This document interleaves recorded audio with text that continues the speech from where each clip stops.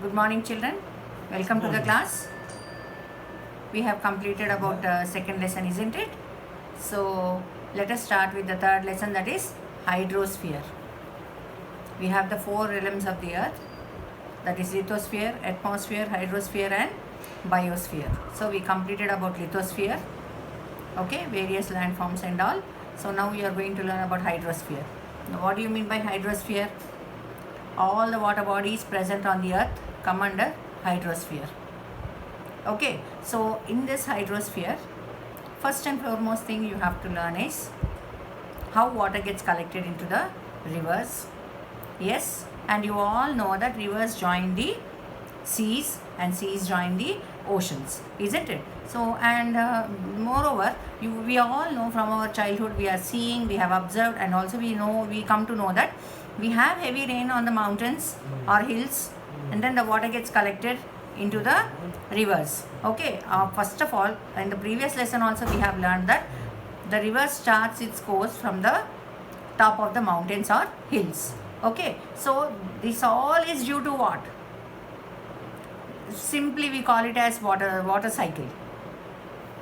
Recollect what you have learnt in your previous classes about water cycle. What is water cycle?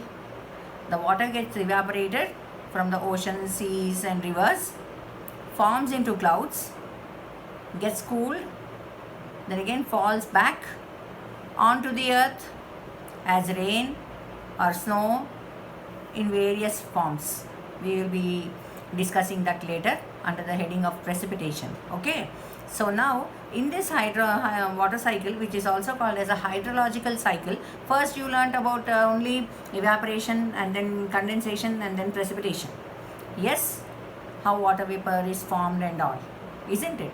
So now here we'll have a water cycle, same water cycle, but some more topics are being included in this, which is also called as a hydrological cycle. We know, children, that evaporation takes place more on water bodies. Yes, as the evaporation is more, as heat is more, evaporation will be more, and as evaporation is more, cloud formation will be more, and as cloud formation is more, automatically rainfall will be more. We all know that at the equator the sun's rays fall directly, and what happens is, due to this extreme heat of the sun, you have evaporation more, and as the evaporation is more near the equator, we have read about equatorial region. Yes, just above and below the equator, 10 degrees north and 10 degrees south, we have the equatorial region, where you have the location of equatorial forests, and these are also called as tropical rainforests. Okay, so that we are going to learn in the next lesson, but come back. So here I want you to understand is evaporation takes place more on water bodies. In your 7th class also you must have learnt about it. Okay, so here when you are talking about evaporation, what is evaporation? Due to the sun's heat, water gets evaporated, that is water vapor, okay, and forms into clouds. We all know that it gets evaporated, isn't it? That is called as evaporation. Here you have 6 stages, children. Evaporation, then you have precipitation, then condensation, then you have transpiration, runoff, and then groundwater. Okay, so we all know that rainwater, we want to catch hold of the rainwater because we want to store water. Once it joins the sea, then it is of no use. So even before reaching the sea, we want to trap that water. So we check dams, or we have dams, and then we have reservoirs, or we have tanks being constructed, isn't it? Just to save the water and utilize it in the dry period. Dry period in the sense, because we all know that in South India the rivers will be dried up in summer. Yes or no? So in that times this water is useful.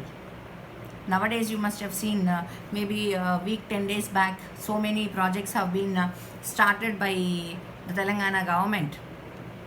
Okay, so even to the dry lands water is being pumped, isn't it? You must have seen. So this you can take it as a contemporary issue, children.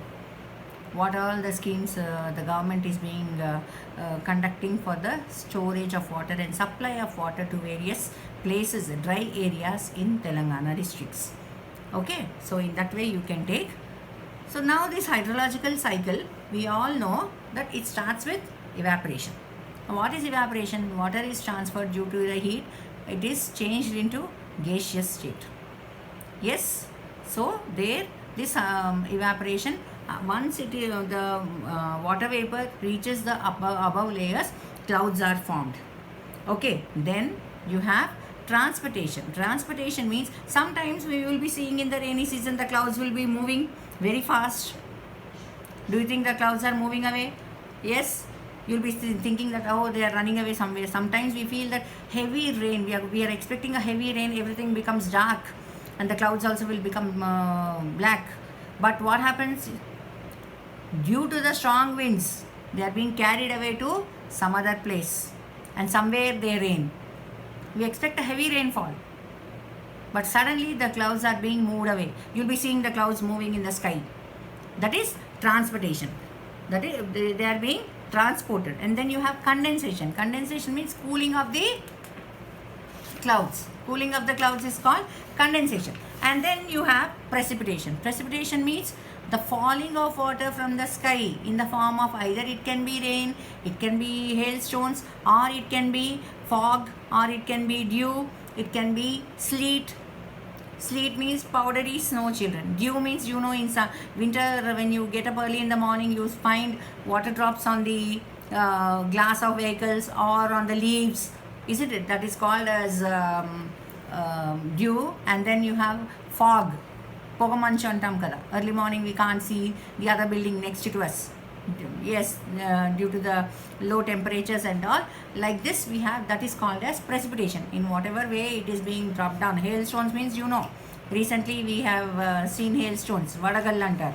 Okay, and then you have runoff. Runoff means once the rain starts on the mountains, when the water is coming down with high speed, you all know that the water flows from a higher level to a lower level. So what happens?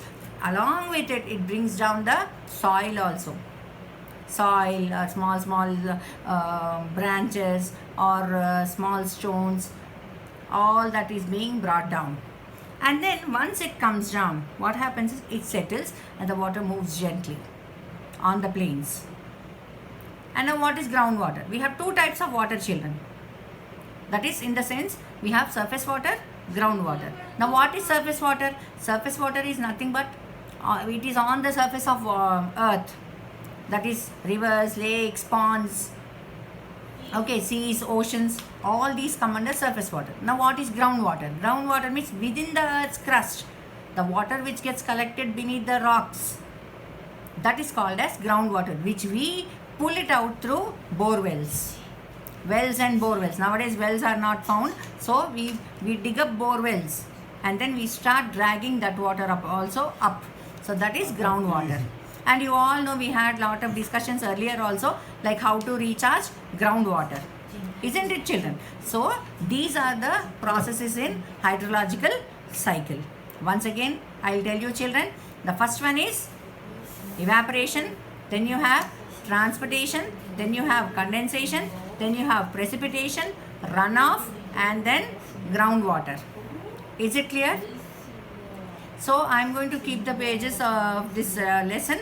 You go through this, and tomorrow we will be learning the remaining part of the lesson. And even before going that, before I end the lesson, I want you to know that we all know Earth is called as a watery planet, isn't it? Why is it called as a watery planet or blue planet? Just because the presence of water. 70% of the water is on the earth. The earth is covered with 71% of water and 29% of land. So because of the presence of water, even the globe looks blue. That's why it's called as blue planet.